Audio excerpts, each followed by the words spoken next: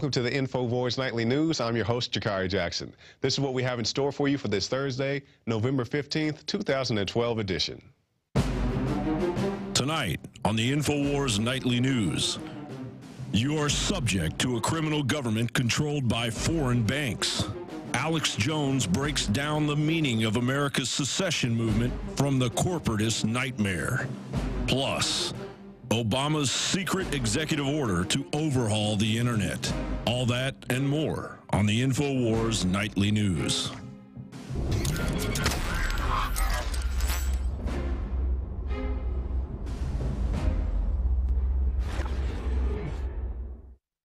And welcome back.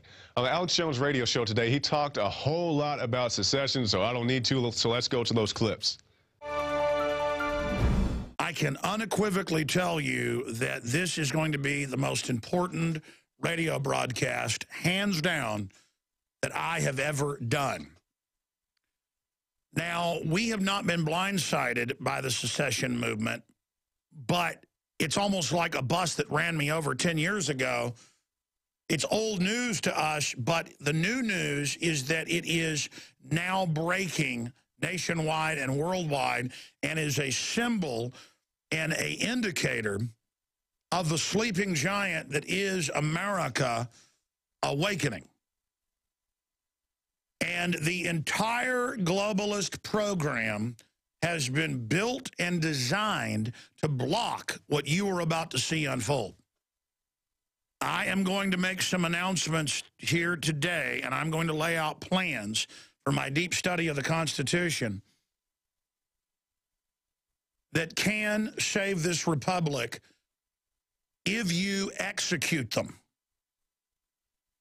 Victory is in our grasp. But secession itself is a red herring. I hope you're listening to me. What we really want is a new issuance of the Declaration of Independence signed July 4th, 1776. The purest American values, the purest essence of the United States was secession from a corrupt, distant corporate empire, backed up by military force. We are recaptured by the progeny, by the literal and figurative offspring of those robber barons 235 years ago.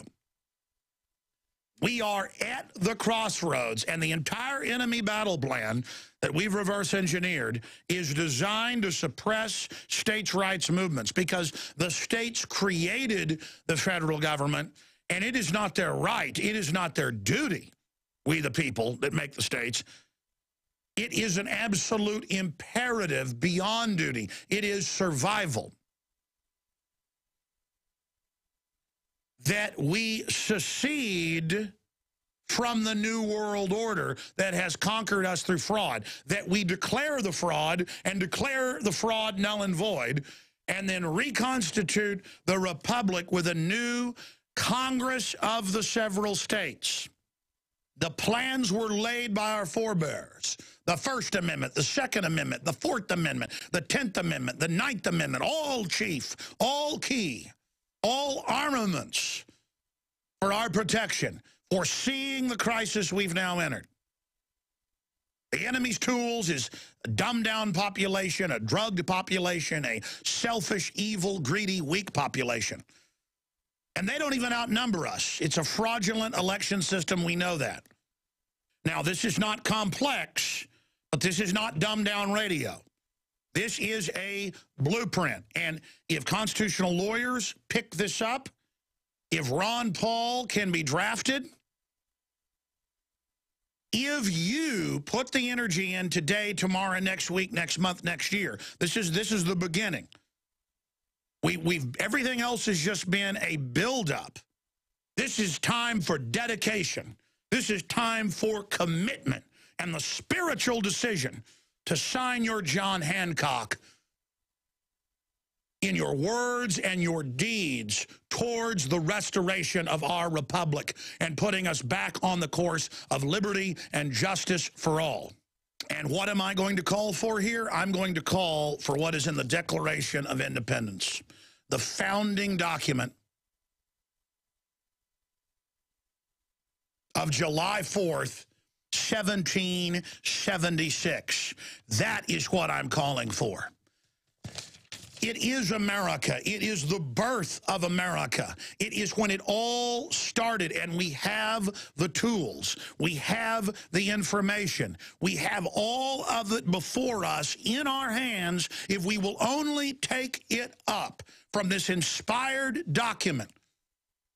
Number one, Ron Paul, in the videos up at INFOWARS.com, has said secession is the essence of America and the birth of our republic.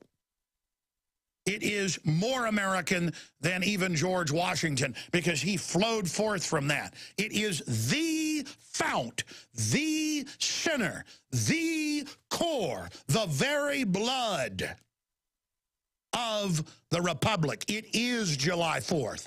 It is the freedom. It is the dignity. It is the absolute center of the universe on this planet for liberty and resistance to tyranny. It is our armor. It is our mind. It is our sword. It is our shield.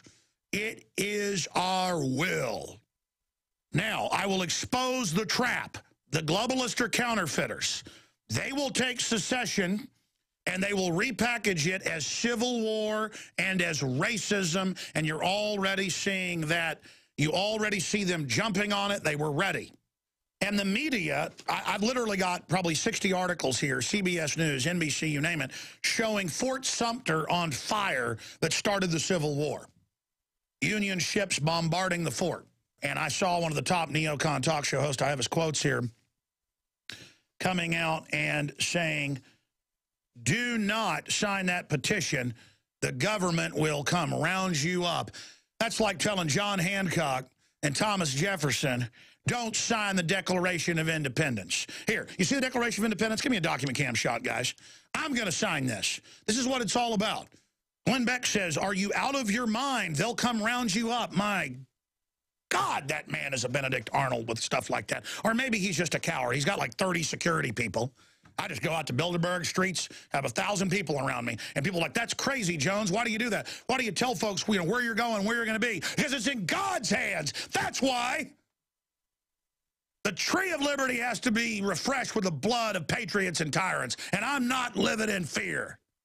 I'm signing my name onto liberty, and I'm in 110%. I'm all in. I'm doubling down. There's no more backing off. There's no more playing games. There's no more half measures. You're either for freedom or you're going to be a slave. Now, let me give you my plan, and I want to start out first with how they're going to counterstrike.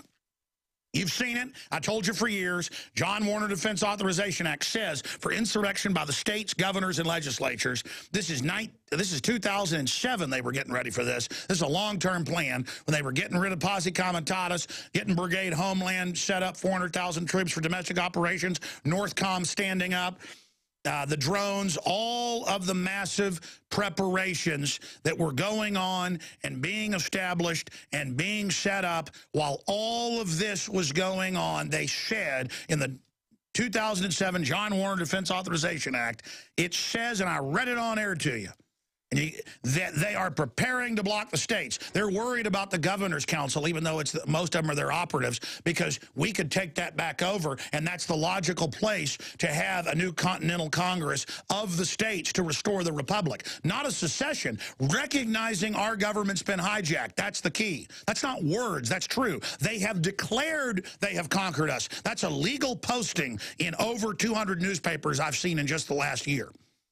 I've shown them. Paul Watson and I wrote the article, Bankers Declare They've Conquered Europe and the U.S. Our first issue of the magazine covered that.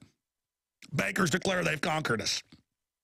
That is a legal posting. These people are lawyers because they leave back doors, escape hatches for themselves. They've got the military set. They've got the military ready. Rick Perry joked and said, we'll secede. They put the military on alert in surrounding states to invade. Good. Throw me in that briar patch. Let's get it on. Let's start it. Let's have you come in and knock some heads and put army on the streets. Let's get it going here. Not physical. Don't Don't fight them when they do this. Let the redcoats occupy like they did for a decade before it really got going.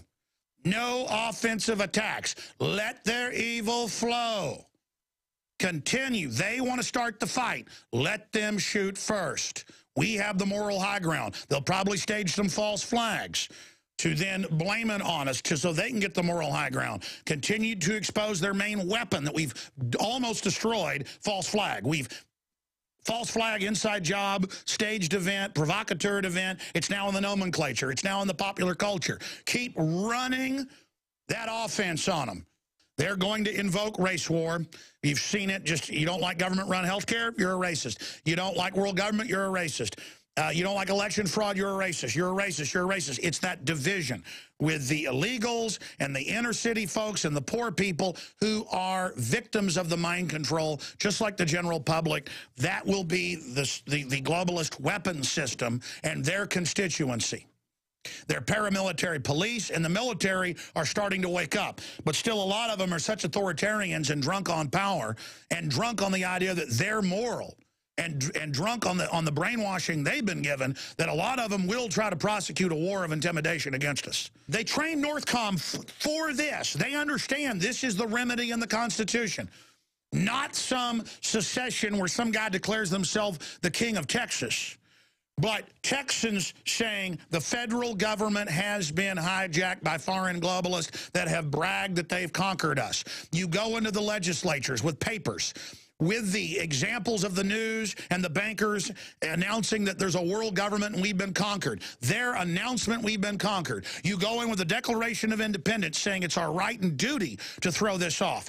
You call for the state legislature associations, the gubernatorial associations, not the new 10-member FEMA Governor's Council that's the counterfeit over the governors getting together, or the rural affairs under Department of Defense, Homeland Security to run the rural areas. This is an emergency reorganization plan by design, modeled after the Mao and Lenin and Stalin takeovers of those countries and surrounding areas. We know their attack profile. We know their bombing runs. We know their plan. If the military and the police try to execute the gun confiscations that Obama and the NRA has documented, has planned, physical turn-ins of all semi-autos, there will be a civil war when that starts. People that resist will be called terrorists. And the media is saying it's secession 2.0, civil war. We're going to fight the gray coats. We're going to fight that's already the branding. No. We're not fighting gray coats and blue coats. This is northerner, southerner, westerner, black, white, Hispanic, Asian. If you want freedom, if you want out from under socialism and globalism, then you are 1776. Own it. Become it. Politically, just let them keep engaging us and abusing and stomping all over us. And just document, while moving politically to delegitimize them, to expose them. When they brag and post public notices that they've conquered us, we've been conquered. We've been taken over. They're trying to mop up the media. They put the internet kill switch in years ago. Now they've announced it under secret order. They're getting ready the new wars to try to get us to rally around. The economic implosions, all of it. This is going to be one Hades of a fight. We have got to accelerate the states' rights movement, the nullification movement, and we have to control the debate and not let them, which they've been waiting for, phrase it as racist and a hillbilly claiming he's the president of this state or that state. We have to say, no, this is from 1775, 1776, the join or die, and it's the New England, New York, New Jersey, Pennsylvania, Virginia, North Carolina, South Carolina, Maine. You've got the states right here that were the colonies that were being overrun and treated like slaves and checkpoints on the roads. And now what's happened is the globalists have come in. They've come in and they've taken control of the head. And then the head has gone into all the parts and extracted the wealth, you understand, to bring it back to the head so that we've got this giant New World Order head and all these little parts of the states that are actually giant, but the state government itself has been made this little, federal vestigial thing. We have to separate from the hijacked globalist government, and we have to go with the pieces of the states and constitute the new head, and then we join. So we start movements everywhere. If we get one tail to start pulling out and get our message out that it's about restoring the republic and kicking the globalist out, the others will fall into place. It will give other people moral courage in county, city, state government, the federal government. The generals have had courage, saying no to all these new wars and saying they won't, start this takeover. We've got to stand with them. The real place is petitions at your state level, going to your state house, getting movements going, getting Ron Paul drafted to have a movement, exploratory committees to try to reconstitute a new Continental Congress with legislative heads, governors, and other patriots that want to come create a master document off of working documents that were being passed around. But let me sign this for everyone. This is in the Congress, July 4th, 1776. The unanimous declaration of the 13 states of America. They seceded from the corrupt British Empire and created their new government. We're seceding from the New World Order that hijacked and killed the Republic, and we're re-uploading the Republic. See, John Hancock, it was a death warrant, and many people lost their families, lost everything that signed this. I'm going back to July 4, 1776, because the neocons are saying, don't you dare sign these. And I am publicly signing the Declaration of Independence against the New World Order, against the Federal Reserve, against the globalist. And I stand with those in Europe fighting for their sovereignty against the very same crime syndicate. All right, so you saw the clips there, and with more on this, we have in studio Mr. Alex Jones. How you doing, Alex? Jakari, good to be here with you. This is such an exciting time because the media is demonizing everyone who is basically calling for secession, even though that's how our country began seceding from the corrupt British Empire. But the globalists had bragged that they've hijacked our federal government. And so then what do you do? Well, you've got to have the states who created the federal government pull out, admit that it's illegitimate, right, and really call it like it is. And Ron Paul did that in his farewell speech that you guys have been covering, saying we're being run by global government, by NATO, by these big banks, right, who brag they've done it.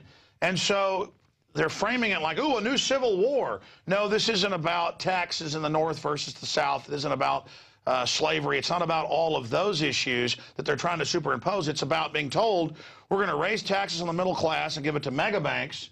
Right. And then also give it to all the new dependent class, again, as Ron Paul broke that down. And so I got Lou Rockwell on today. I got Edwin Vieira, constitutional lawyer, advisor to Ron Paul.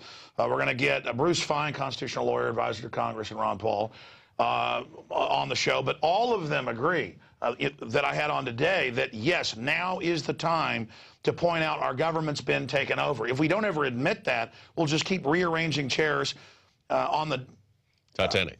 Absolutely. But I mean, what's your take on this? I just wanted to come on and restate that the trap is they're going to sell it like it's, hillbillies that claiming they're the president of Oklahoma or Tennessee. Well, it's like you always say, they're going to try to frame it as some type of racism. If you go along with this, you're a racist, you're an extremist, you're this, you're that. I mean, everybody has a right to this. I mean, that's what we saw the piece earlier with Ron Paul, where he talks about not so much the farewell address, but we've seen the piece of him talking about when Rick Perry was talking about secession.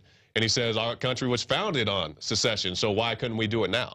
Well, exactly. This is the Declaration of Independence, where it says if the government becomes destructive and dominant and enslaving you and taking your rights, it is your right, it is your duty to throw it off. And humans never get freedom unless they demand it. Right. And so it's the same battle. Every generation in different ways have to demand. Liberty and freedom is not just given. It has to be taken. Right. And we've let corruption creep in because we had so much freedom that we began to not appreciate it anymore. So now the corruption's gotten a hold, and it's wanting to fully federalize things. But again, I don't just say it as a figure of speech that we've been conquered. I mean, you saw the article I did a few months ago. It was the first issue of the magazine cover that foreign banks brag that they've conquered America. We've declare shown those clips several times. They say it was on CNBC. CNBC, Financial Times of London, hundreds of newspapers say we have been conquered. I've tuned into Bloomberg radio, which is really a feed of their TV. and I hear them bragging about it. I mean, these guys are that arrogant because depending on what numbers you look at, 3 to 10 times, depending on the entitlement. And yeah, it's a lot. Welfare, all that, $700 billion a year now. But if you count all the real bailouts, Federal Reserve, open window stuff in the last 4 or 5 years, it's over $40 trillion. Speaking of Bloomberg, they even admit that. So we're talking 3 to 1, 10 to 1, some actuaries 30 to 1. Of money that goes to the globalists. And Ron Paul broke that down, too, that they're giving a tiny amount just to make people dependent, to enslave them, to domesticate them, so they can consolidate the whole economy. And now they're saying, we want VAT, which is over every level of the economy, and we want carbon tax on everything, or you're not going to get your welfare checks. So they're going to bring the economy into full bankruptcy, admit we're bankrupt, and say, now we've got to have more taxes. So this has got to be done. Those taxes aren't meant to get the economy going. They're meant to further consolidate it. It's Agenda 21. It's a stated blueprint. And we don't have time to wait for Rand Paul to run for president. We don't have time to wait 4 years with some new Republican stooge. We have to move now. And here's my battle plan, breaking it down. We have to begin the debates. We have to move through Campaign for Liberty that has identified the patriots, the constitutionalists, the libertarians at the state level, and has been getting people into the Senate and House. Ron Paul is being drafted. And again, Lou Rockwell is former chief of staff, good friends with him, totally agreed with this plan. Edwin Vieira said, absolutely, this is the plan, because it's again, the Declaration of Independence. We're not seceding. The feds have seceded. Right. But we're using the secession mode, which is the clearest way to declare the new Declaration of Independence. So we need to get the states together. We need to first get the Council of Governors together. The National Association of Governors. We need to get the National Legislative Association together, or whoever will come from those, to a big meeting run by Ron Paul to hammer out that we're going to re-upload the Declaration of Independence, Bill of Rights, Constitution. And if Washington doesn't stop being dominated by the private Federal Reserve and doesn't stop saying that they're just going to take over the internet, as Obama signed today, and that they're not going to stop secretly arresting Americans, I mean, this is open tyranny, then we're going to use secession, get the majority of the states, and declare you null and void. That's the Declaration of Independence, that when it becomes destructive of our liberties and our freedoms, it's a right, it's a duty to do it. And so they can call it secession, they can call it civil war. I mean, I've got some of the petitions that 20, 30, 40,000, depending on which one, have signed right here. Maybe we can do a document cam shot on these. But Jakari, and this is just a print off from last night, strip citizens, up to over 40,000 on one of these now, strip the citizenship from everyone who signed a petition to secede and exile them. Exile them to where? I'm exiled inside the occupied U.S. under the New World Order, under FEMA Region 6. How about you exile me back to America? How about you exile me back to the Republic? Right. How about you beam me to that place instead of these hijackers telling us? Lou Rockwell got emails from groups threatening him at LouRockwell.com. We showed him today, saying, you better be loyal to this country or you're going to get arrested. Loyal to the country. I'm hearing I'm under world government and a North American Union that Bush signed in 2005 with Vicente Fox and Paul Martin.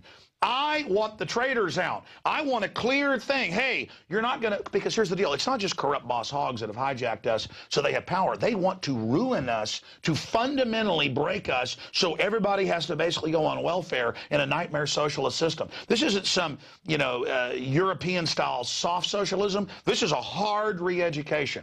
I mean, this is the military on the streets, TSA, 1.6 billion bullets, arresting people for their speech, censoring people, arresting talk show hosts. Right. This is what they're promoting. And they say grant funding for formation of training of loyalist state militias to retake any and all states that may secede. I mean, they are chomping at the bit in here, saying, take our citizenship, exile us. Right. This is their response. And then Glenn Beck comes out and says, don't you think about this. This is a civil war. This is treason. You don't sign a petition saying, I want out of this. Well, that's a fundamental right in the Declaration of Independence. And they've got a few Republican governors coming out saying, don't you dare be part of this. Don't you dare even have the states go, whoa, we got an out-of-control group. I mean, what if, parenthetically, let's just say for the sake of debate, like Red Dawn, 50,000 Russian troops parachuted in a sneak attack over D.C. Right. And just said, we are now in control, we are the central government. Are we all supposed to go, oh, well, we better not secede against the lawful authority. Let's just do what they say. No, it's like, wow, they've hijacked our country, they've taken over. We're going to get the states together to decide how to respond to this. Right. I mean, this is how domination works. We have a corporate takeover of America happening by foreign megabanks who brag they've done it, who are bringing in paramilitary force now to suppress us. They're training us to be slaves at the airports, abusing us. They are training us now with checkpoints on the highways.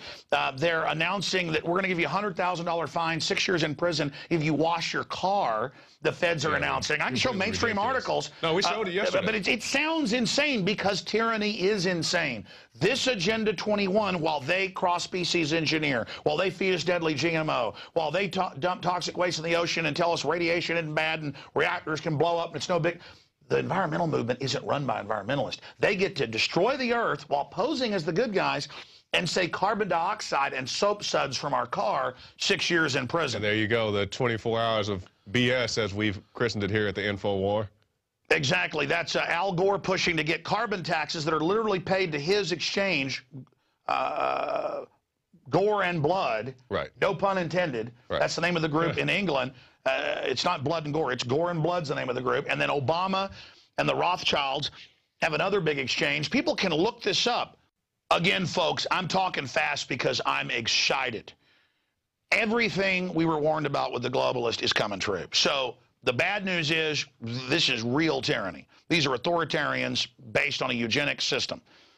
The good news is people are waking up and getting upset. So we've got to make a stand because they intend to carry out this takeover. They intend to stage false flags and blame them on the liberty movement. They intend to start new wars. All of this is now happening, and Obama's the front so that they can create a clash between, well, everybody that's liberal or everybody that's a quote a minority or really the majority, because, you know, now the way the media's done it, voting together. And then even if Republicans or conservatives try to then go vote for Republican, they're controlled too. It's now reached that crisis point, but they're going to invoke this to get Americans fighting with each other. The globalists want to bankrupt everybody, and we've got to reach out to old, young, liberal, conservative, Catholic, Christian, Muslim, Jewish, black, Hispanic, white. We've got to get this message out, ignore the propaganda about race, now it's a new civil war, and say, civil war, we've been conquered. We've got to get that talking point out, which is starting to happen. So this is historical. We've got articles up at InfoWars.com and PrisonPlanet.com where we're codifying my basic ideas based on history and the Constitution. Right. Constitutional lawyers have agreed with me. It's now time to draft Ron Paul and draft others to get the exploratory things going, to create a focal point to bring this together. Or we can just kiss our freedoms goodbye, because I'm here to tell you something, folks. You can talk about buying more guns and ammo and waiting for a war while they cut your economy off and plan to starve us out and make us dependent. That is not the answer. The answer is offensively InfoWar, expose and discredit the globalist and their UN, world government, corporate, fascist takeover, while preparing to defend our families. But we need to take the states, the counties, the cities back. That means you've got to get aggressive. Jakari, I'm ranting here, but do you have any other points you'd like to add? No, that's pretty much all I can say, Alex. And great points talking about it's your right, it's your duty. The question I did have for you, when you talk about the Declaration of Independence, are you talking about as is? Would you change anything? We need to have this big debate. I think it's dangerous to fundamentally change it because they can come in and manipulate things. But I think reissue it, state we have an illegitimate federal government, and then have the governors and legislators and others that come to the conclave or a series of meetings, as it did for years before 1776, and kind of hammer things out, and then go back to their state legislatures and let them hammer out agreements and then come back together. And just people coming together, just these meetings happening, will terrify the system and let them know we mean business. Right. And so it's that process of you're not legitimate. And again, I use this analogy a lot. If you look at 1800, less than 2% in the North, probably even less in the South, of people were what you'd call abolitionists. Okay. Just 60 years later, it was the majority in the North and a large portion in the South. It's the same thing about ideas. When you're in the right, you can't be stopped.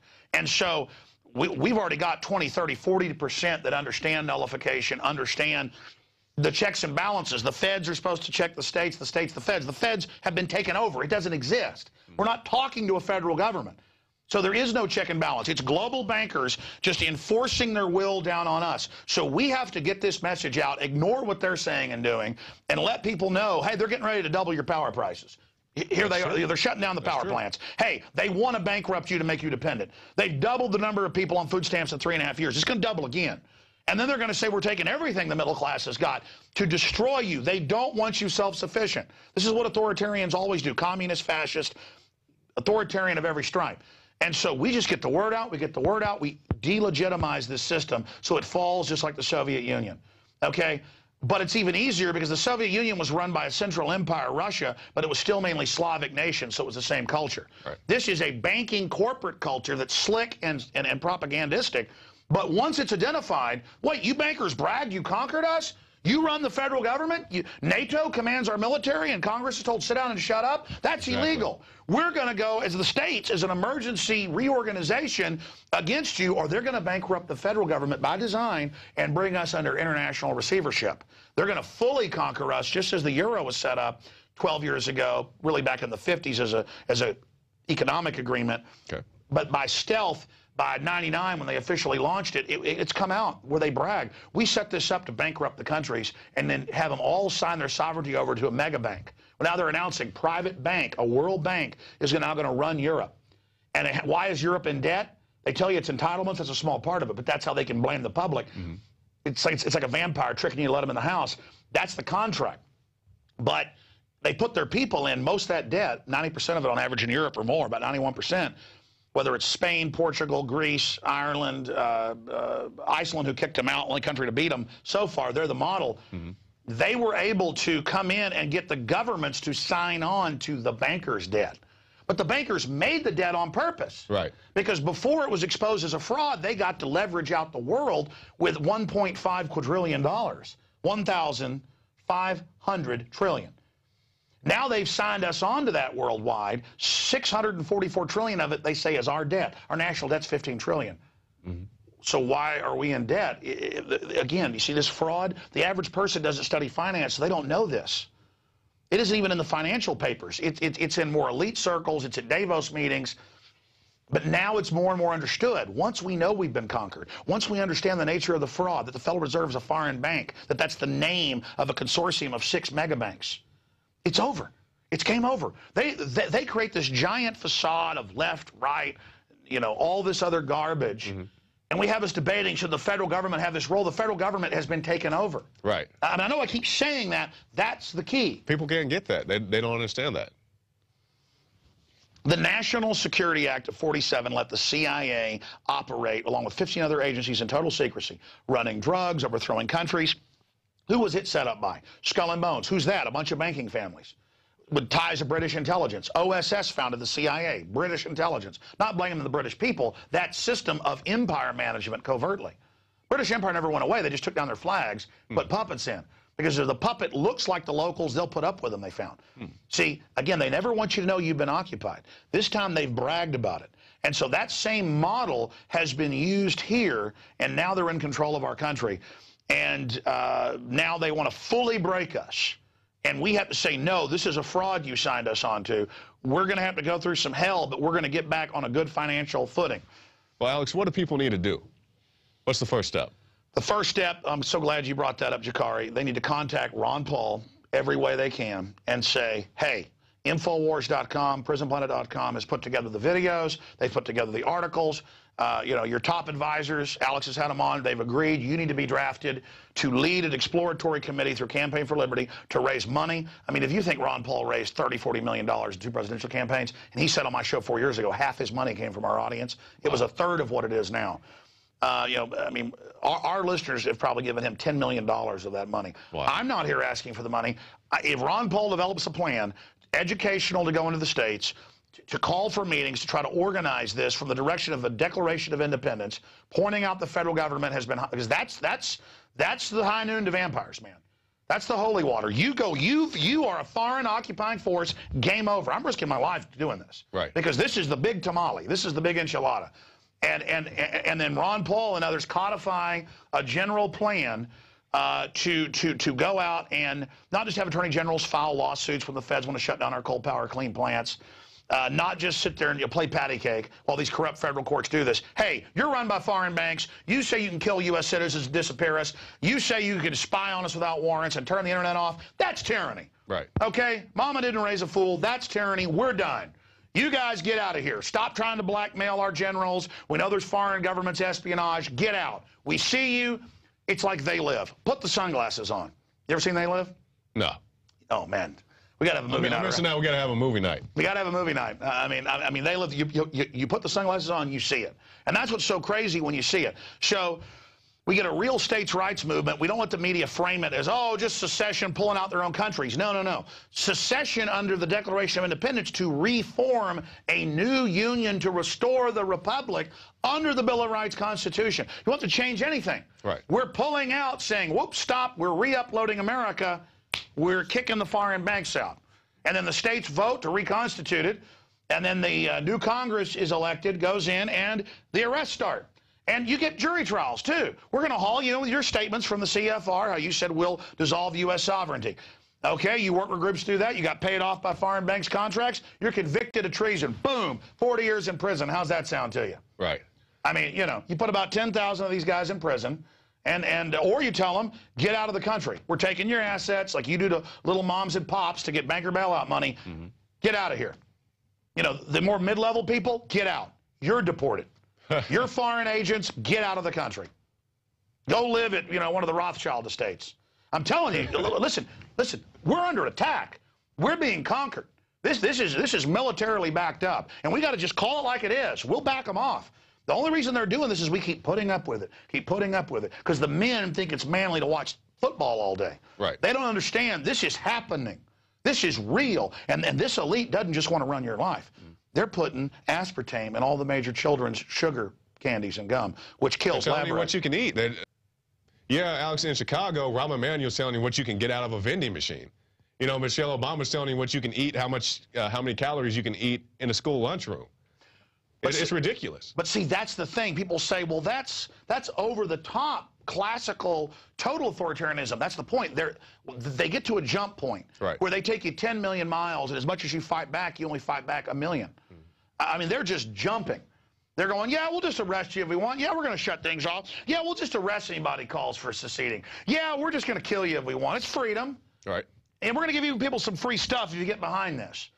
I mean, folks, well, this is not hyperbole. We are in deep, you know what. Yeah. I mean, this is make it or break it time. We either go, whoa, we got too deep into this, we repent.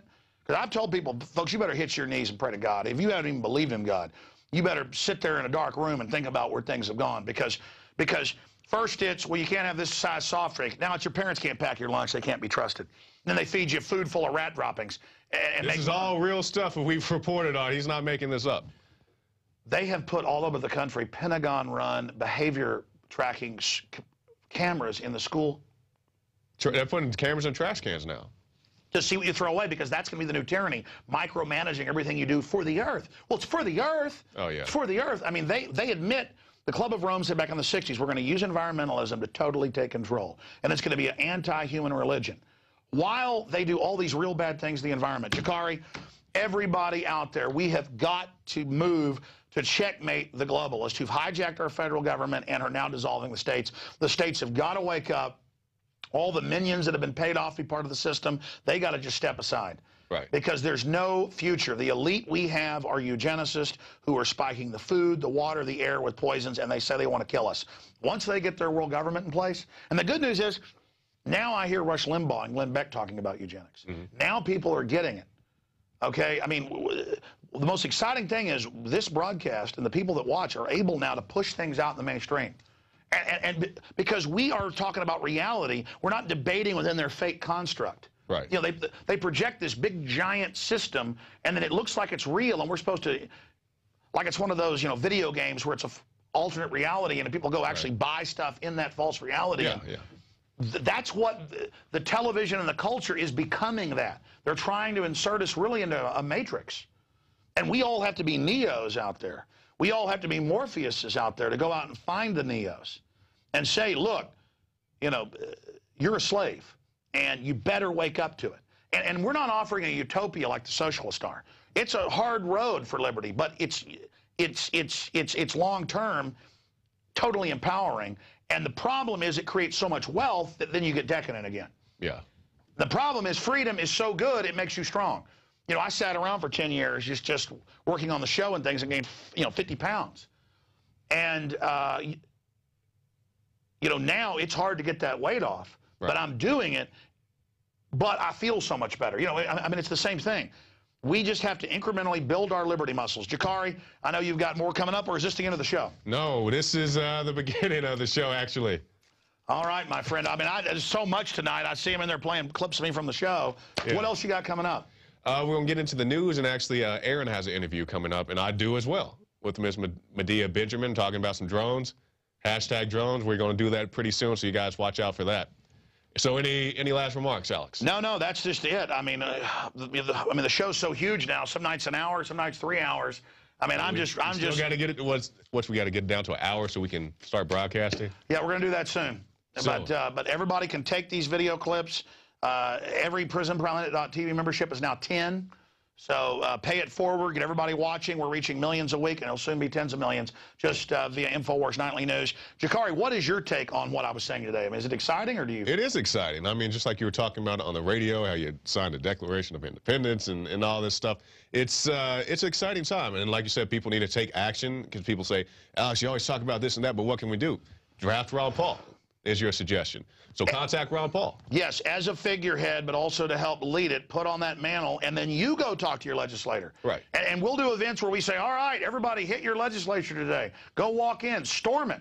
And that's what the media called it. We just showed up and said, we don't want the TSA here. Right. I mean, get aggressive. Get off our back, New World Order. Stop trying to train us that you tell us what to eat, what to do. They're giving kids forced inoculations all over the country without parental consent. Right. That's a felony. Right. They're just doing it.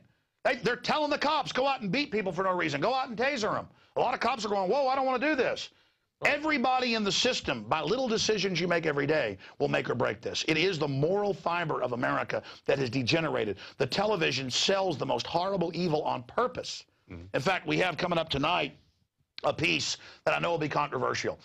Over 100 years ago, they had the screw tape letters, which is like conversations the devil's having with a demon. And because the devil's greatest trick is convincing the world he doesn't exist.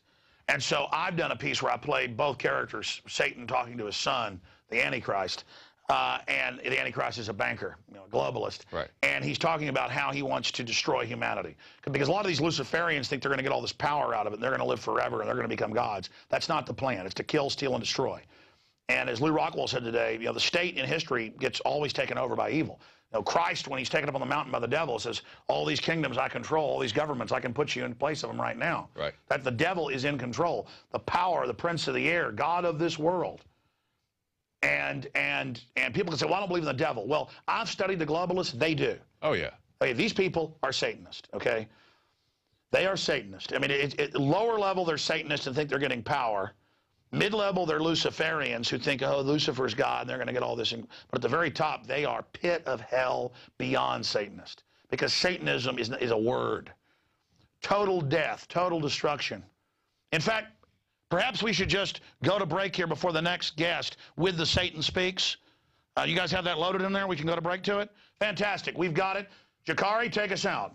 All right. Well, I'm not sure how I'm going to follow that, but after this break, well, when we go to this break, you'll see the Satan Speaks piece. And then after that, I'll be back doing the news. And then Aaron Dykes will have an interview as well. I will have another one coming up after this. So let's go to the Satan Speaks.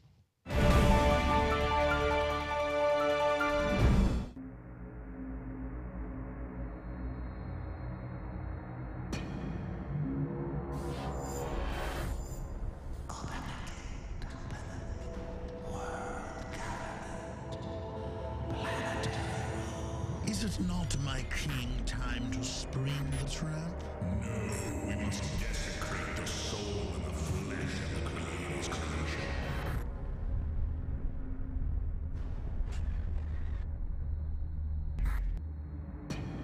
The chain of life broken forever.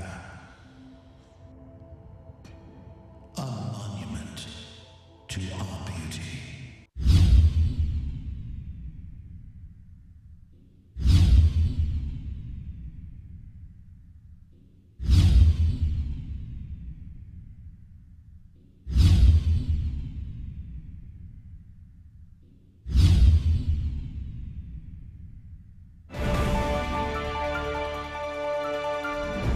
Top story, Drudge Linked.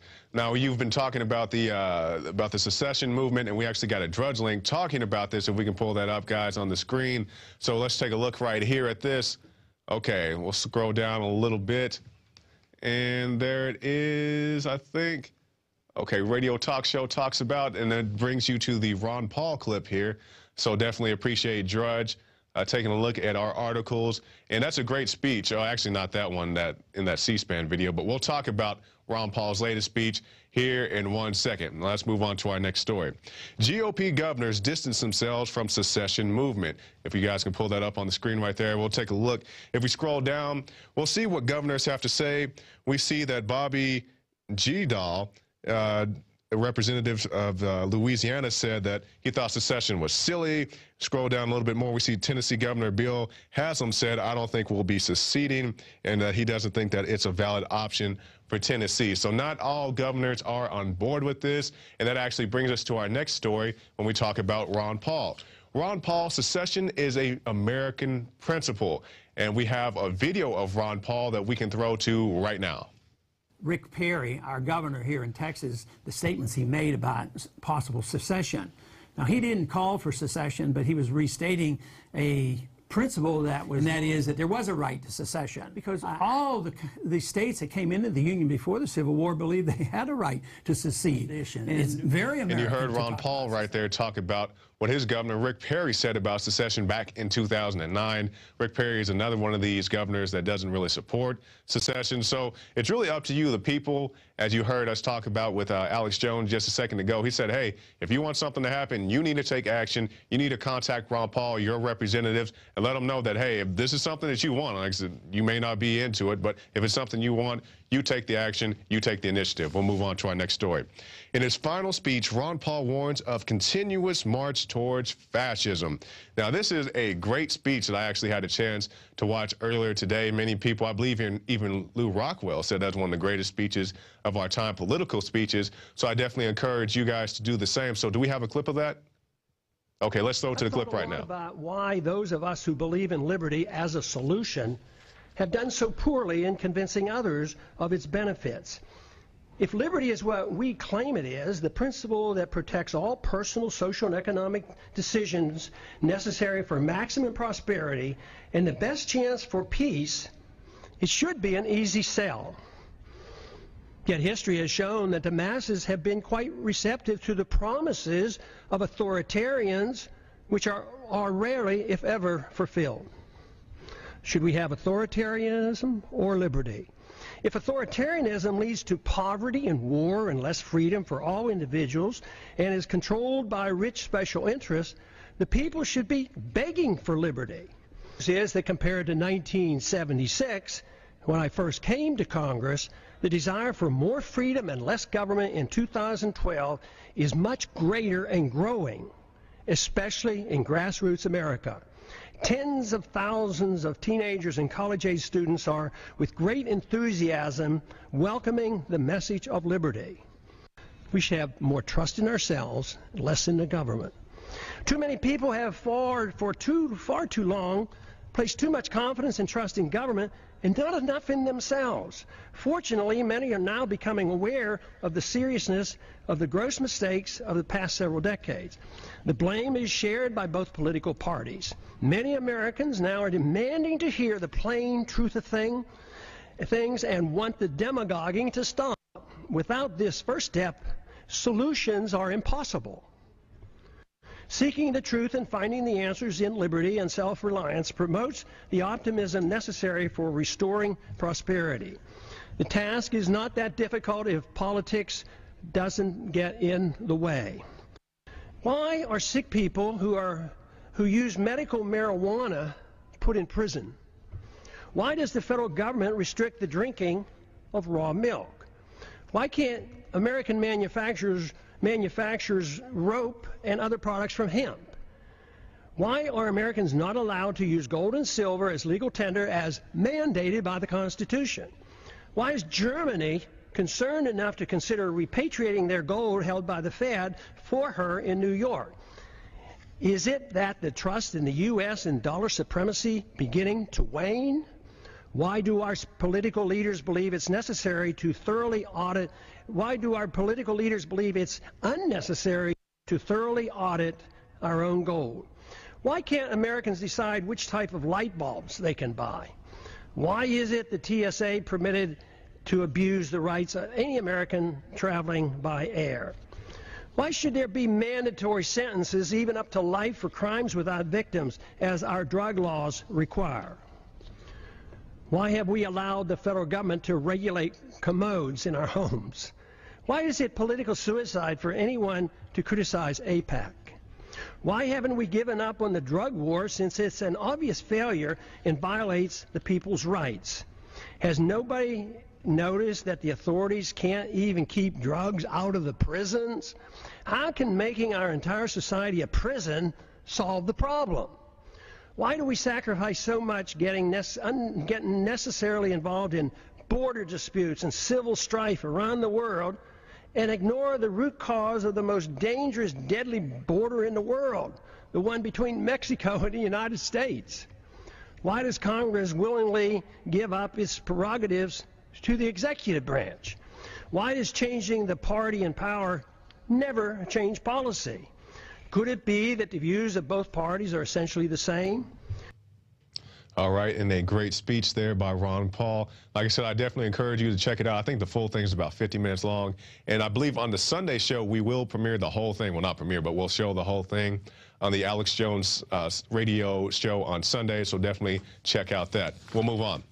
Failure of cybersecurity bill in Senate paves way for Obama executive order. This by Kurt Nimmo. There is a good chance the president will sign an unconstitutional executive order. Republicans blocked the legislation in August and again on Wednesday, saying it would lead to further business regulation. In a final vote, 51-47, short of the 60 votes required under Senate rules to bring up for passage. So this is one of the many things we talk about this often. They're going to keep pushing this internet ID, this internet tax deal. So every time it pops up, just keep fighting it, keep getting the word out about it so people will know what's going on in the real world, because the internet concerns us all. I mean, it's the great new media. You know, so if you like government regulated taxes, it's going to be a big deal. So we'll move on to our next story. Obama's secret directive paves way for continued military cyber offense.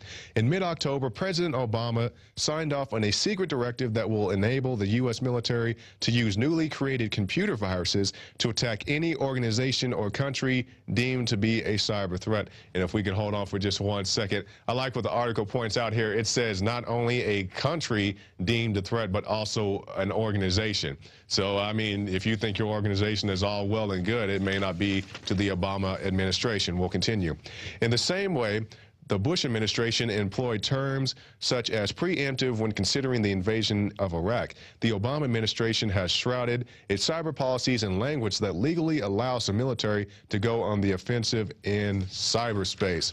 So the new war on terror could very well be in your laptop, in your iPhone, or whatever device you use. So just like the last story, make sure you get this word out and warn the people you know and care about. We'll move on to our last story for the night. Does Al Gore think that he's Captain Planet? I guess when he's not masquerading as the man, bear, pig, maybe he does.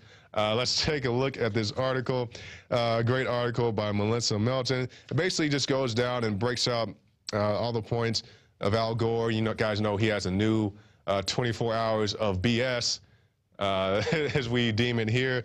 I mean, it's just Al Gore. We don't need to go too much into it beyond that. I mean, a great article by Melissa Melton, but Al Gore is up to his old tricks, saying that he wants to tax you if your dog farts in the backyard, but he builds these big castles on the sea, and his electricity bill for all his pallets is at about, what, $30,000 a year.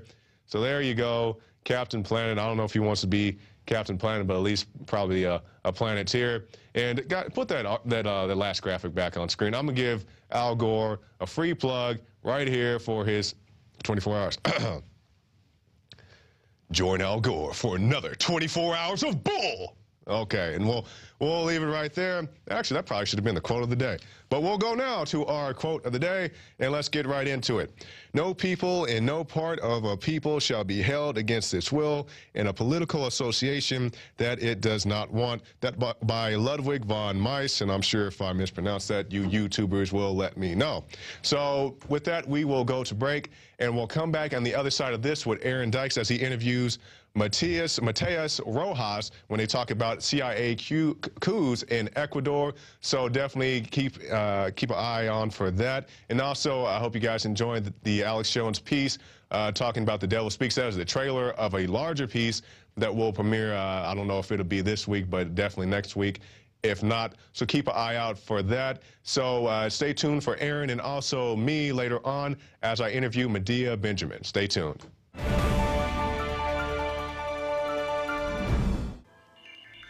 Alex Jones here with a message that could revolutionize health in this country. Going back about a year and a half ago, I began to learn about the incredible health effects of longevity products. Aaron Dykes lost 92 pounds. We're going to show you some before and afters.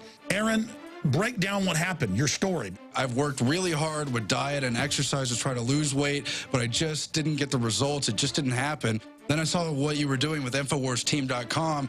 I wasn't even trying to lose weight, but I got it because I wanted to feel better energy. I wanted that nutrition. Didn't even understand how that could kickstart my own weight loss goals, but the products did that for me. I found myself suddenly losing weight, more energetic, wanting to exercise, wanting to eat the right foods. And they don't even advertise it as weight loss. I want to challenge our radio listeners to go to InfoWarsTeam.com. Sign up as a distributor and get wholesale pricing discounts at InfoWarsTeam.com.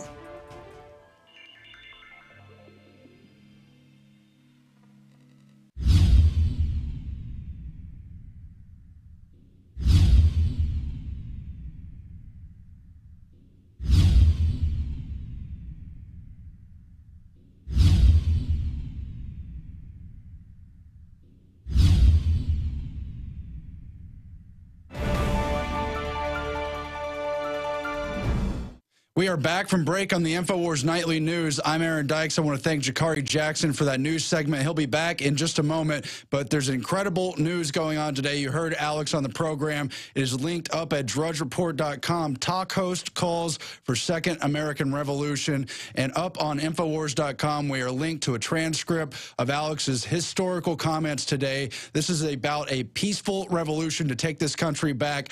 The United States was always the states, not the federal government. It was always the people, not some centralized dictatorship, not what it has become completely tyrannical, incrementally over the years, and we have to say no to that. And Alex lays out the battle plan. His comments are up in detail. Everyone must spread this around. We've got to talk about this issue and begin to take back our country, again, peacefully. Now, we're going to transition to some not-so-peaceful coups that have happened in Latin America in particular, dealing now with the Ecuadorian president, Rafael Correa. Now, he's leftist. I don't approve of any kind of socialist communist system.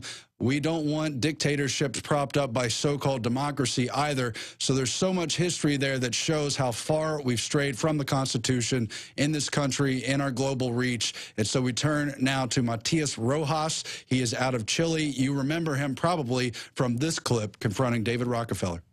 Come back. We don't want your new world order, you know? Leave Chile right now. Leave Chile. You are not... You're killing a lot of people! You're killing a lot of people! Leave here! Leave Chile right now! Leave Chile! Leave Chile! We don't want your world government! Leave Chile right now! Leave Chile, okay? Leave Chile! Your family is the most disgusting in the world, you know? Leave here! Leave! Leave! You also, you're a traitor to Chile! Mr. Agustin, you're a traitor to Chile, okay? You're a traitor to Chile! What you're doing right now, okay? Okay? Okay? You know everything. You know everything. You're participating with him. You're participating with him in this. Your world government will fail, okay? It will fail! Your world government will fail! Will fail! Will fail! You know it! Leave Chile right now! We don't want you here! We don't want your disgusting thing here! Leave Chile now! And that was the confrontation with David Rockefeller in Chile. Joining me now is Matias Rojas. His website is verdadahora.cl. His YouTube channel is NW Noticias, and he has been involved in lots of activism down there in Chile with a worldwide resounding. Thanks for joining us, Matias. How are you, Aaron? I'm pleased to be reporting for INFOWARS. And we appreciate you joining us. Now, last week you put out the article. You had worked with journalists down there in Chile who have tentacles all across Latin America. CIA allegedly using drug money to overthrow the Ecuadorian president, Rafael Correa. And why don't you just tell us about some of those findings? Well, this started because of an investigation that was carried out by a former inspector in the Policía de Investigaciones, the PDI, the equivalent to the FBI in Chile. He was an inspector in the PDI. He discovered that 300 kilos of cocaine were being entered monthly to Chile, from Argentina to Chile, and that members of his own institution were over there escorting the cocaine together with police, the Carabineros, and the Chilean army. So he went to La Moneda, the main government building, with the whole investigation that he had carried out, he was doing. He met with then Minister of Interior, Rodrigo Hinspeter. He handed over this carpet with the information to Hinspeter, and Hinspeter said, well, in 4 days I will have everything solved. But after that, nothing happened. The Piñera government didn't went along with any investigation at all, and this was all covered up by the media. Hinspeter himself told Fernando Ulloa, this inspector from the Policía de Investigaciones, Hinspeter told him that he cannot, say anything to the media. So once that a year happened after that, a year in 2012, in August of 2012, this PDI inspector blew the whistle on this. He talked to the press. He talked to an independent media outlet called Panorama News, and he said that Hinspeter was covering up a huge drug smuggling operation. Now, let's jump to November of 2012, and October of 2012. What happened was that Panorama News received information from an intelligence source from the Agencia Nacional de Inteligencia, the national intelligence agency here in Chile, an anonymous source, who told Patricio Meribel, the director of Panorama News, that this drug smuggling operation was indeed a CIA/DEA operation that had years and years in Chile. And those funds were going to be used to destabilize the government of Ecuador, the government of Rafael Correa in the coming elections of 2013. This correlates with the Iran-Contra because this is the same system that CIA uses with illicit drug money to fund their different cover operations. So in October as well, a former diplomat of the UK called Craig Murray also said that the CIA and the Pentagon would use a black money to black funds to fund, to bribe and to pay to certain journalists in Ecuador to invent certain stories in the press, to bribe officials, and that way to destabilize the government of Ecuador. So yeah, I just want to recap this briefly because a lot of people here in the United States and the other parts of the Western world may not follow all these names and some of the details, but it's very much par for the course anywhere in Latin America where the CIA has totally infiltrated over the last 30, 40, 50 years. They've been very much connected to the drug trafficking, as we saw in Iran-Contra. That eventually all came out, and it's part of the larger geopolitical plays there. But all these pieces are linked in your article. It's an excellent one up at INFOWARS. I'll give people that headline one more time so they can find it. CIA allegedly using drug money to overthrow Ecuadorian President Rafael Correa. And this really hasn't been picked up in the media down there or in the United States. It's only been covered in the alternative news. However, the key pieces that you point out did show up on news networks. Newspapers have covered some of the more detailed aspects of the drug investigations, and that's all up on your article. And it is in Spanish, but there's a translation widget, part of modern technology. Everyone can go click English or even choose other languages and watch those press briefings, which include the Chilean president himself, right?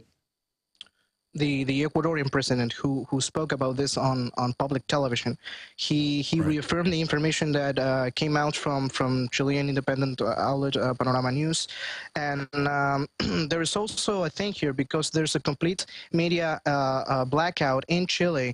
In Chile, you have to understand that we have two different blocks in the press. We have El Mercurio, run by Agustin Edwards, a former CIA operative from 1973 coup against Salvador Allende. He was a big player on that, all together with David Rockefeller, and you saw it in the video. He was there with David Rockefeller in the airport. They are close friends, and when you speak about have been close friends, isn't that right? They were involved. They were all involved in setting up world government bodies. So they are also involved with the raw test and all of it. But the thing is that here when you talk about operations in Latin America, you have to go back to Operation 40. The same team was involved in the Kennedy assassination, in the Watergate scandal, in the Iran-Contra. This Operation 40 was an operation, a black operation, you might say, of the CIA to overthrow different countries, different governments all over the world. And here in 1973, it was, you know, the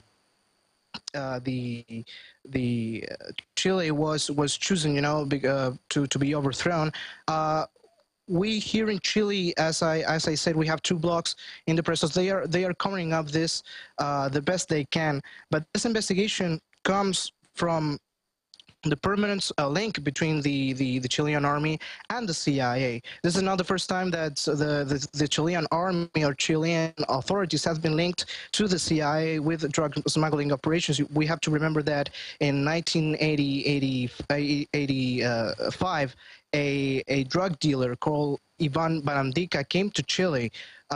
He was a former Marine. He was a former CIA cooperator. He worked with the CIA in Nicaragua to smuggle guns, you know, arms to the Contras.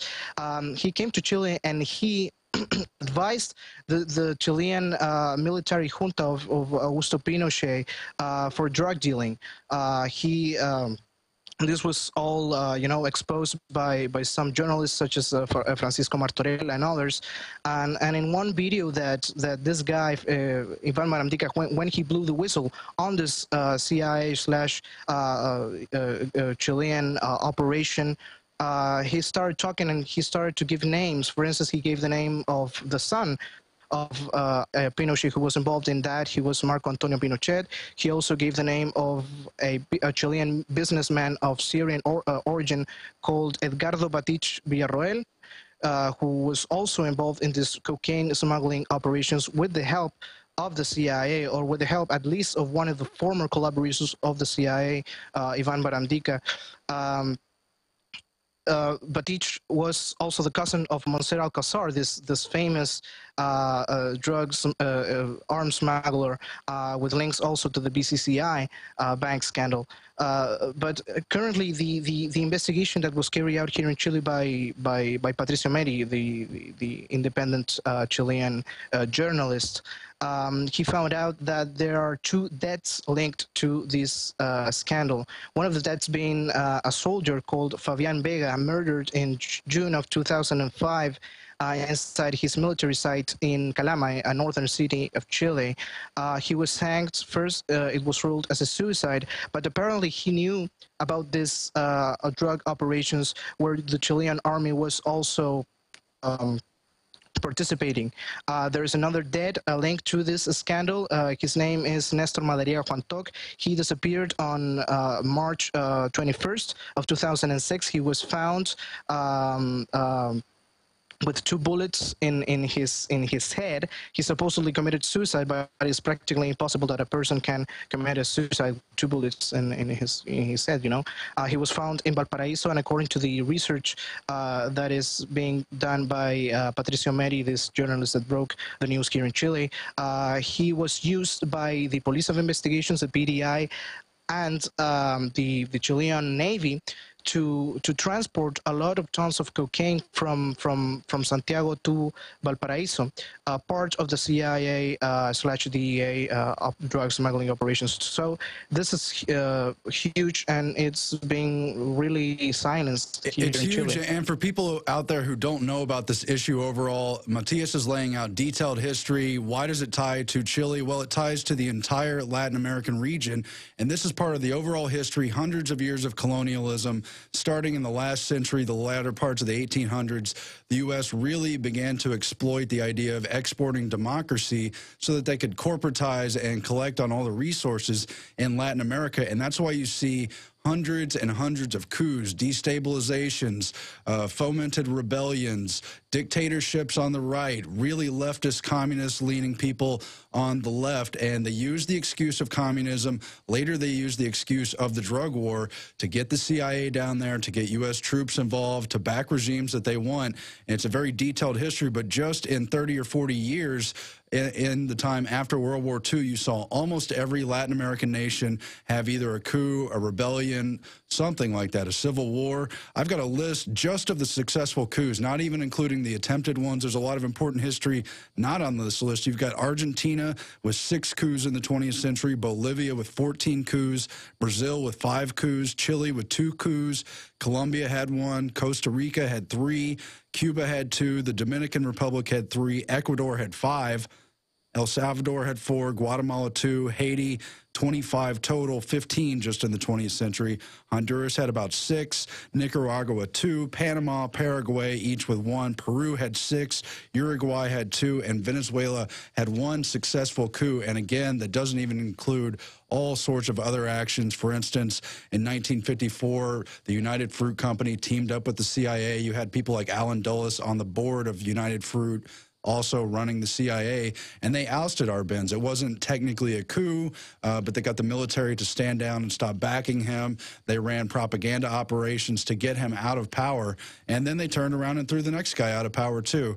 And that's the kind of trend you see. And so this is a very detailed history. Now, getting back to Ecuador, under the leftist president, Rafael Correa, we have this whole history where Hugo Chavez pops up, where Evo Morales pops up, other leftist presidents in Latin America, and they're looking for ways to credibly destabilize it because, for one thing, the Chile coup that happened in 1973 caused a lot of blowback for U.S. interest, and they're looking for other ways. That's why your article deals with how the CIA wants to use their drug money just to oppose him in the press. Well, that's step one. If that doesn't work, they're going to take other means. And I've got just a few headlines on Ecuadorian President Rafael Correa from the mainstream media in the past several years. You got 2008, Ecuador says CIA infiltrated its military. Also in 2008 in December in Bloomberg, you've got Ecuadorian president tells banksters to take a hike. He said he was not going to pay his installment on the interest over some of those loans. That really made them mad. He also closed a military base over there in Manta in Ecuador. Yeah. Recently. Yeah. And tell us more about that, because I don't know the whole history. I've just grabbed some of the headlines I could find. The Ecuadorian president, Rafael Correa, is really a president that is for sovereignty, that is against the military, imperialism of the United States, and he tells it all. I mean, when he took this accusation of drug smuggling, to destabilize the Ecuadorian government, he connected it to the Iran-Contra. He spoke about Oliver North, and this thing that I mentioned about a former CIA operative collaborating with the military junta of Pinochet back in the 80s, Ivan Baramdica. This is one part of it, because Chile also took part of the Iran-Contra effort. For instance, we have the negotiations between Oliver North and Pinochet to sell some rockets to the Contras, and some arms were also being smuggled to other countries from Chile. And according to Baramdica, in the 80s, for instance, many of the arms that were being smuggled from Chile to other countries were also loaded with drugs. These planes were also loaded with drugs. So it was like on a weapons slash drug operation being run by the secret police of Pinochet. Pinochet also used drugs to fund their different different operations, black operations of the DINA, of the secret police of Pinochet, with drug money. For instance, the murder of Orlando Letelier, the former chancellor of Allende, who died in Washington after a terrorist attack carried out by Michael Townley, a former operative of the DINA and also CIA linked man. We have a history of killings. We have a history of really horrendous actions by the CIA in Latin America, and I think this is just one, like the tip of the iceberg.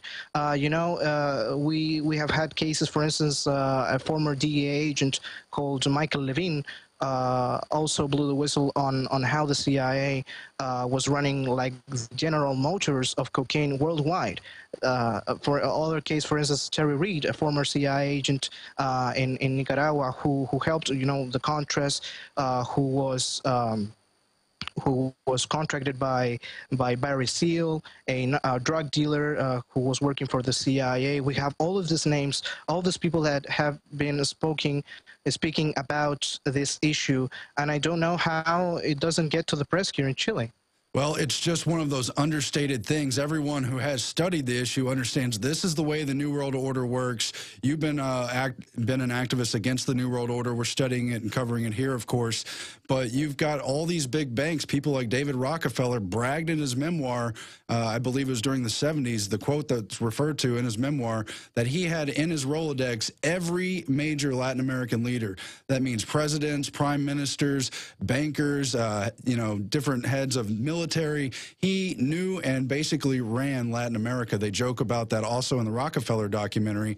And now today in the modern day, you see some of these big banks getting in a little bit of trouble, having to pay out fines for admittedly laundering money for drug cartels, for terrorist networks, for, quote, rogue states. That's going on right now with HSBC. You saw Wells Fargo and Wachovia. Also in the news, admittedly laundering just trillions of dollars, hundreds of billions as the case may be, per bank, all on Wall Street. You had people like the head of the New York Stock Exchange, Richard Gross, was that his name, who went down to the FARC rebels in 1999 and invited them to come launder their money. That's written up in the New York Times. You can look up that issue. And there's so much more. It's a complex issue, but it's understood. It's known. That's how these banks do business. They're part and parcel with the CIA apparatus. Like the news that came out about the U.S. Border Patrol selling weapons to the cartel, the Sinaloa cartel in Mexico recently. Yeah, exactly. That's what I'm referring to. Now, on the case of Chile, again, there was the coup in 1973 with Allende, and Kissinger actually was indicted for that 25 years after the anniversary of that coup. I don't know if you know about that, but just by coincidence, it was on September 11th, 2001. He was indicted, I want to say, in France or somewhere else in Europe. Yes, I remember that in Switzerland when the Bilderberg group was meeting, some activists went to the meeting and carried this warrant for Kissinger for his crimes in Chile. Kissinger, for instance, was a big player in the Operación Condor, the Operation Condor, where all the secret police of all Latin America coordinated against, insurgency, against anarchists, against communists, against people, well-meaning people from the left that were part of these progressive regimes that were removed by the CIA. So there's a whole history, as I said, of horrendous blood and murder in Latin America because of the CIA. And this drug smuggling operation that just being exposed here in Chile is not the first one of the CIA. I would just say we're trying to expose the people who wish to create order out of chaos. It's about bringing these nations under submission. I think communism, at least the way it played out in Latin America, the way it played out in Africa, parts of Asia, was really an excuse just to wreck almost every nation and just recombine them until you have the right configuration that's subservient enough. And plus, you get an excuse for these smaller skirmishes, different types of CIA operations. I want to read this quote from 1929.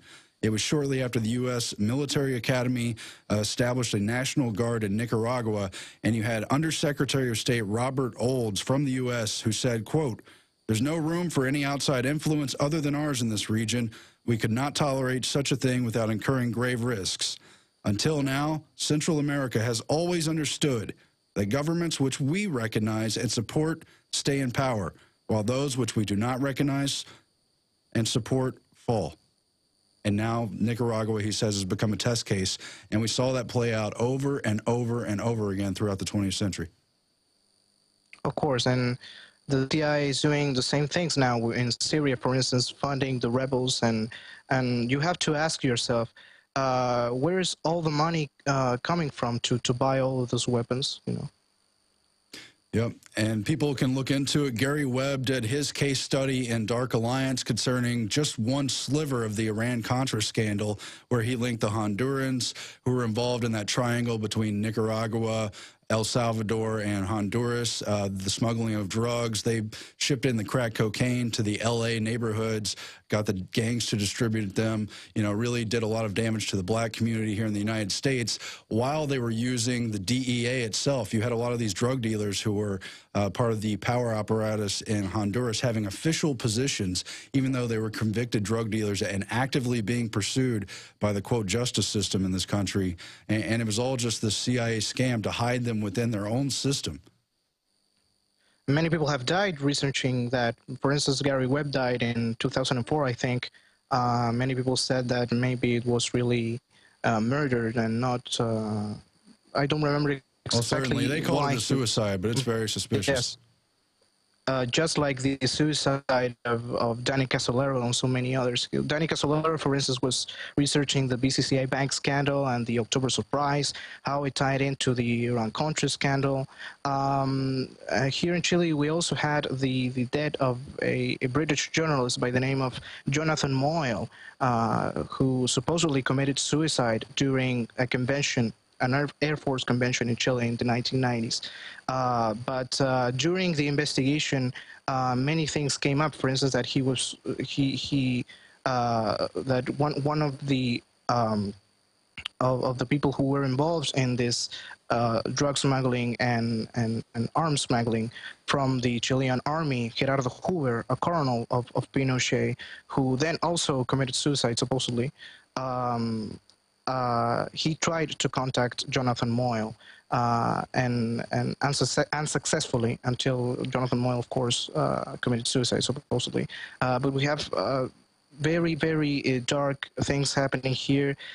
Things that don't have any answer from justice, that are just ruled as suicides, just as the two names that I gave you from 2006 with the soldier Fabian Vega, and in 2007 this it's an endless list. Tell us one more time where your website and your YouTube channels are and some of the activism you're going to be working on in the coming future. Well, my website is verdadahora.cl. We try to make to see, you know, this globalism from Latin America. Many of the things that are happening here in Chile are done covered in independent media outlets like yourself, you know, like INFOWARS. So we are trying to translate many of the information that comes from other countries. We also try to write many of the things, articles about how the CIA, how different corporations have done dirty things here in Chile and Latin America, and we try to wake people up from an independent press, and we have used the social networks to do that.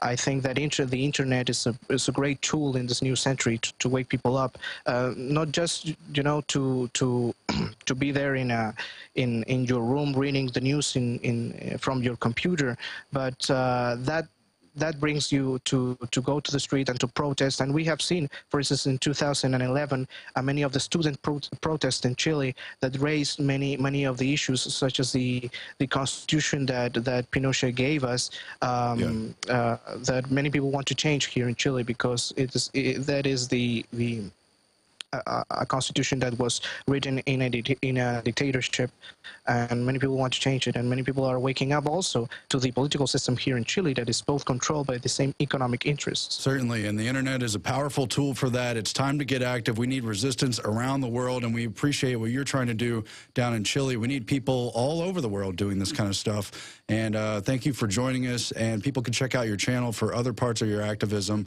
but that is the way to do it. The Rockefeller clip is classic, but there's other good work as well, and we thank you for this article because it really received no attention at all, barely even in the alternative press. So thank you, Matias Rojas.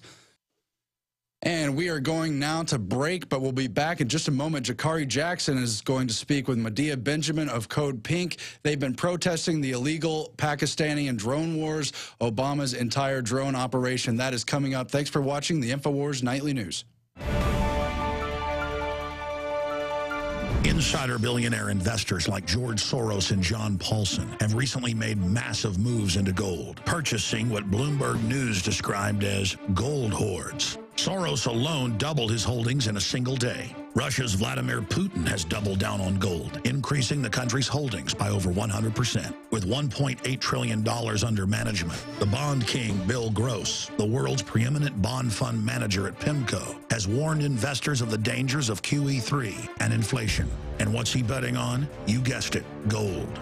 Friends, this is Alex Jones for MidasResources.com. For more than 15 years, I have exclusively used Midas Resources for all my precious metal needs. Whether it's bullion or collectibles you're looking for, Midas Resources is simply the best. I own my gold as a hedge against inflation. This Federal Reserve fiat currency could go the way of the Deutschmark and the Weimar Republic anytime. In these historically dangerous times, it makes sense to physically hold gold and silver. Midas already has some of the best deals in the industry. But if you give them a call and mention the radio special, they will give you a list of the day's super specials. Midas brokers are standing by to answer all your questions at 800-686-2237. They also have a lot of informative free literature explaining the opportunities and risk of holding precious metals. They are ready to answer your questions at 800-686-2237. Again, that's 800-686-2237.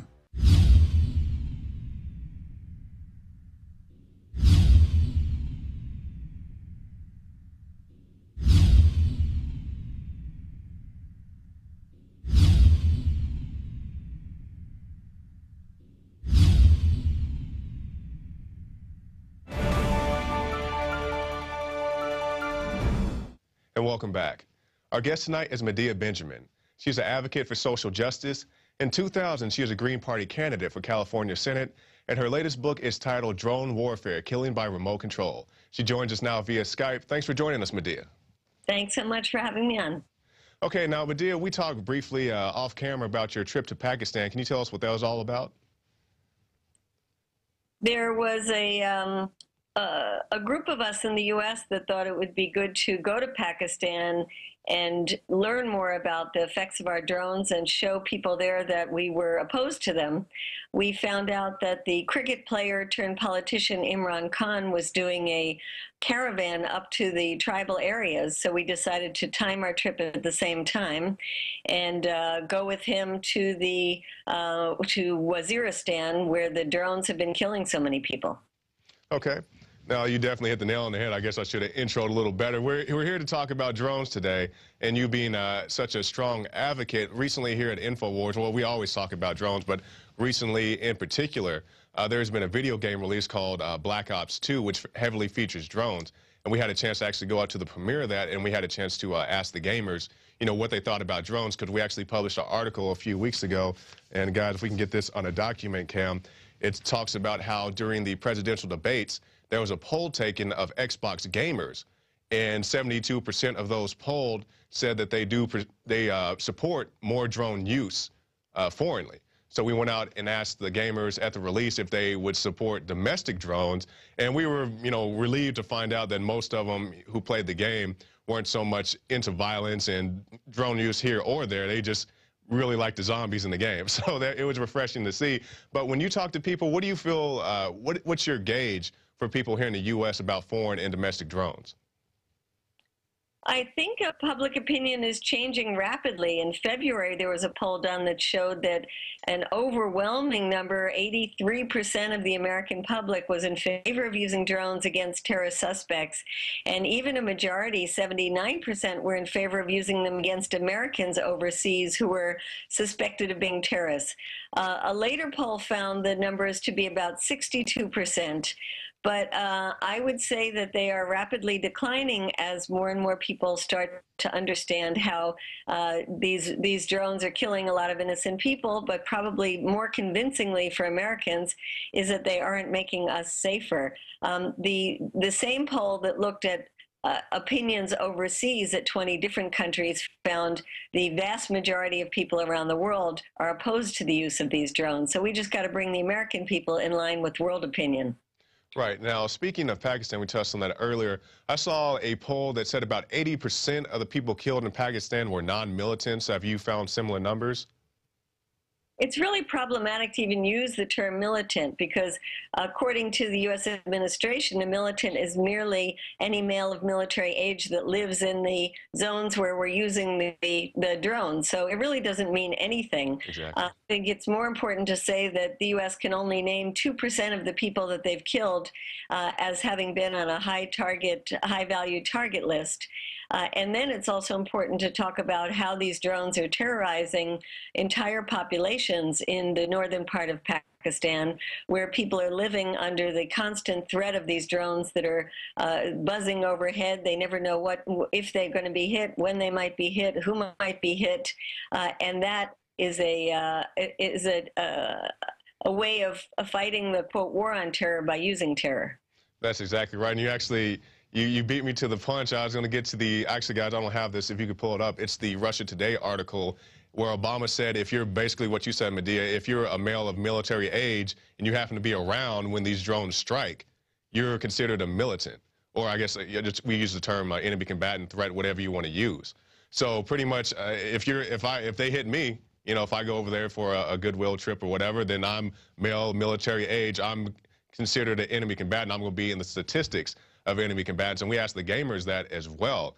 And then we asked the gamers, you know, when the drones, well, not when, they are flying drones here, U.S.-Mexico border, U.S.-Canada border. We even have reports of various, there's the article on screen. I know you can't see it in Medea, but Obama kill list, all males near drone strikes are terrorists. And we talked to the gamers about how relatively small law enforcement agencies have been able to acquire drones for various purposes. We have the little small, I guess, small drones, I guess we'll call them. And we also have reports of how in, I believe it's California, police officers called in a drone to rustle some cattle rustlers. Actually, yeah, I have the article right here, guys, if you can put that on a document cam. So what do you feel about police using drones here domestically? I think it's a very, very dangerous slope that we're on. It's really the drone lobby that is pushing for an opening up of our airspace, even though drones at this point are very unsafe. Many of them crash, and they can lead to a terrible invasion of our privacy. They have the capacity to turn this into a 24/7 security state. And I think many people of various political persuasions would agree that there's already too much surveillance here in the United States. So do you think that drones being in public hands could be a good thing as opposed to the big governments, as if to say if the government can spy on us using drones, the public can spy on them?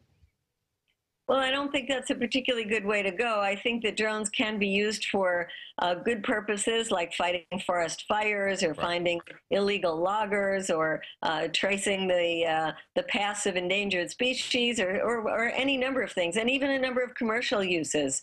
But I don't think that we want more spying going on in this country, and I certainly think we should focus on the use of lethal drones overseas because it's creating millions and millions of enemies, and it's guaranteeing perpetual war. Right. And one of the things people think about using drones, they say, well, if we don't have boots on the ground, our soldiers are safe. And which I guess if you're sitting in an air-conditioned room 1,000 miles away, that may be true. But we also have another article here. It talks about the reports of drone pilots, how they're getting burned out. They're being, I guess, fatigued by this drone use. Well, yes, and there's also a question of can drone pilots compartmentalize their lives into killing at day and then go home and being good family members, and we find lots of PTSD among drone pilots as well. But there is this larger question of, are the drones making us safer here at home? And I would say that the drones are actually creating more enemies. They're the best recruiting tool that Al-Qaeda and the Taliban have, and that you can see that where we are using drones, either we are helping to get new recruits for extremist groups, or we're just helping them to move from one part of a country to another part of a country, or one country to another, like moving from Afghanistan to Pakistan, Pakistan to Yemen, now Yemen to North Africa. So what would you think would be a better military strategy than using drones? Would you just say just not go into these countries altogether, or do you have some other strategy? Well, I think if the U.S. troops were out of Afghanistan, we wouldn't have Taliban, al-Qaeda in Pakistan trying to get back into Afghanistan to kill U.S. soldiers, so that would help quite a lot. I think we also have to look at the other ways of using diplomacy, of meeting with tribal elders to find ways to encourage people not to join up with extremist groups. And then there's an issue of poverty that is plaguing many of these countries, particularly Afghanistan, Pakistan, Yemen, Somalia, and lack of education. So I think if we put our funds into helping people get an education, and particularly I'd add a girls' education, we'd be doing a lot more to improve the futures of those countries than we would be with the drones. Okay, Medea, can you tell us a little bit about your organization, the Code Pink organization, what you guys do, and your views on drones? We started right after 9/11, thinking that the U.S. invasion of Iraq and Afghanistan were not ways to deal with the 9/11 attack. Ever since then, we have been trying to stop the wars, the invasions, the occupations, and to turn our foreign policy around to be supporting reinvesting here in America. We think the Pentagon budget is way too bloated, with over 800 U.S. military bases overseas, continued production of Cold War weapons that we don't need more, $2 billion a week on a war in Afghanistan we shouldn't be in. And so we'd like to see dramatic cuts in the Pentagon budget. Right. Okay, now, as far as your organization, do you guys have any new events or activism planned? How can somebody get in contact with your organization? We have two websites that we'd encourage people to look at. One is called codepink.org, and the other is droneswatch.org. We are organizing now around the country to try to get people to turn their opinion against the drones, to look into their own communities, pass local resolutions against their police stations having drones, and work with us on future trips that we have.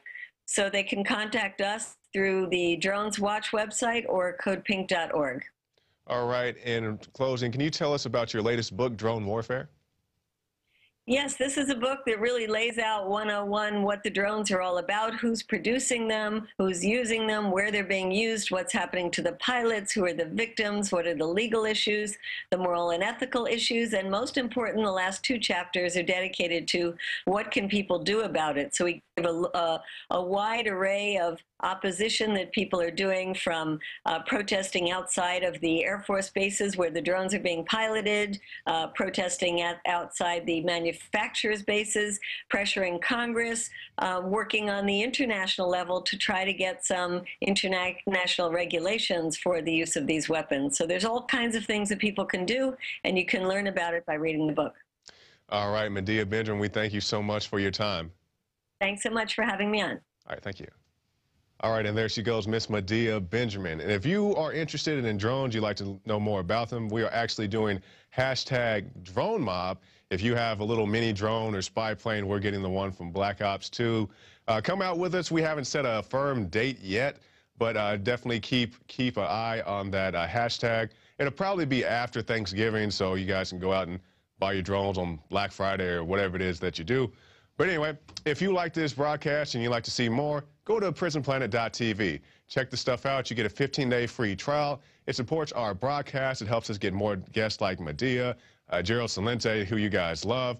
So you get a 15-day free trial. Check it out and share it with a friend. I believe Alex has bumped it up to 10 people. Is it 10 people that can use one account?